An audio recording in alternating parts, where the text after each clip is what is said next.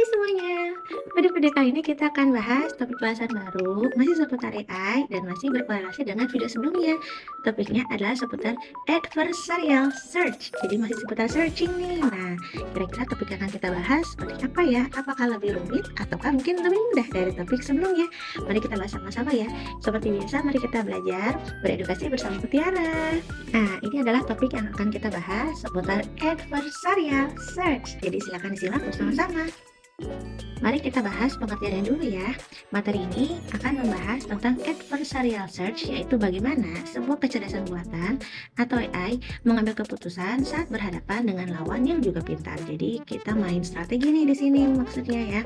Bayangkan AI sedang bermain catur atau game tic-tac-toe dan ia tidak bisa hanya memikirkan langkahnya sendiri, tapi harus menebak apa yang akan dilakukan lawan untuk mengalahkannya. Jadi di sini memang bukan hanya langkah apa saja yang diambil oleh dia, tapi oleh lawannya apa. Konsep dasar permainan dalam AI. Dalam topik ini, kita fokus pada permainan yang memiliki karakteristik tertentu. Nah, apa saja karakternya? Yang pertama namanya deterministik atau tidak ada unsur keberuntungan seperti dadu. Contohnya seperti catur, ya. Next, yaitu perfect information. Itu artinya semua pemain bisa melihat seluruh kondisi papan dan tidak ada kartu yang tertutup. Jadi, kondisi permainannya itu kelihatan semua atau fully observable. Nah, ini kita sudah bahas juga ya di materi problem solving ya. Nah, yang terakhir adalah zero sum. Zero sum itu misalnya jika satu pemain menang, maka dia akan mendapat poin 1 plus 1 gitu ya. Dan pemain lain pasti kalah atau min 1. Total keuntungannya adalah 0. Jadi pemenangnya itu pasti dia mendapatkan skor, sedangkan yang kalah dia akan berkurang. Jadi 1-0 gitu ya. Dalam permainan ini ada dua pemain. Itu nama yang pertama ada namanya Max, ada juga namanya Min. Kalau Max itu AI kita yang ingin skor tertinggi. Jadi bagaimana cara mendapatkan skor yang paling tinggi? Kalau Min adalah lawan yang ingin memberikan skor terendah bagi kita gitu. Selanjutnya kita akan bahas algoritma minimax. Jadi ini adalah strategi dasar bagi AI untuk bermain. Prinsipnya sederhana, Max akan memilih langkah yang memberikan hasil terbaik bagi dirinya dengan asumsi bahwa Min akan selalu memilih langkah yang paling menyulitkan Max. Ada beberapa node, di sini ada node max dan node min. Untuk node itu adalah titik-titik keputusan ya. Node max dia akan memilih nilai terbesar dari anak-anaknya, dan node min dia akan memilih nilai terkecil dari anak-anaknya. Kelemahannya, minimax itu harus mengecek semua kemungkinan sampai akhir permainan. Untuk game yang rumit seperti catur, jumlah kemungkinannya itu pasti kan terlalu banyak ya, sehingga komputer juga akan nggak sanggup menjalani proses perhitungannya sepanjang waktu, karena kan dia sangat dinamis ya keputusannya. Bila mana kita mau memainkan pion catur yang kuda, nah berarti nextnya kira-kira musuh akan lawan dengan mengambil langkah apa. Jadi agak sulit kalau memang menggunakan teknik yang ini. Maka dari itu ada namanya optimasi alpha beta pruning ya. Nah, agar AI itu bisa bekerja lebih cepat, kita menggunakan teknik alpha beta pruning. Teknik ini berfungsi untuk memotong atau prune cabang pohon keputusan yang sudah pasti tidak akan dipilih, sehingga AI tidak perlu membuang waktu untuk mengevaluasinya. Untuk kategori alpha, dia nilai terbaiknya atau tertinggi yang sudah ditemukan oleh Max sejauh mungkin ini. Jadi titik akhirnya apa nih yang nilainya paling tinggi untuk memenangkan kita sebagai pemain. Untuk beta, dia akan mengambil nilai terbaik dari segi yang terendah yang sudah ditemukan oleh min sejauh ini.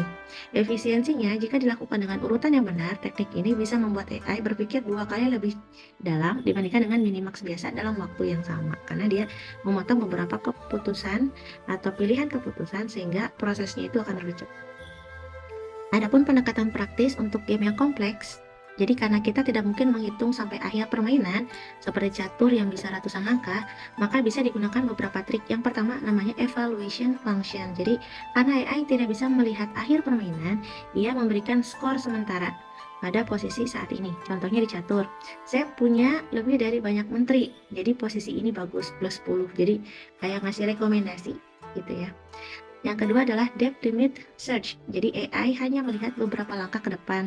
Misalnya hanya melihat 5-10 langkah ke depan, lalu berhenti dan mengevaluasi. Dicek dulu nih seperti apa.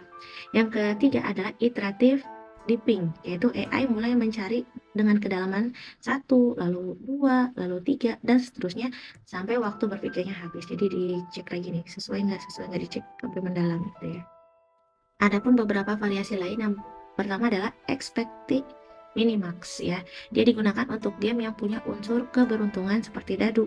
AI menghitung nilai rata-rata atau expected value dari kemungkinan hasil acak yang muncul. Yang kedua namanya Monte Carlo Tree Search atau MCTS. Dia adalah metode modern yang digunakan oleh AI yang canggih seperti AlphaGo.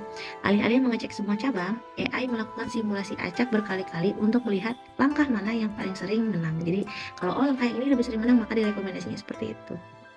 Jadi kesimpulannya apa nih? Jadi inti dari adversarial search adalah bagaimana AI tetap bertindak rasional meskipun ada lawan yang berusaha menggagalkan tujuannya.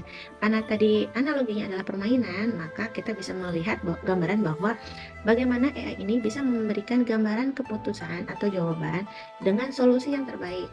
Bila mana jawaban itu yang terbaik, biasanya AI itu akan memberikan rekomendasi kepada pengguna agar keputusan yang diambil bisa mendapatkan hasil yang maksimal.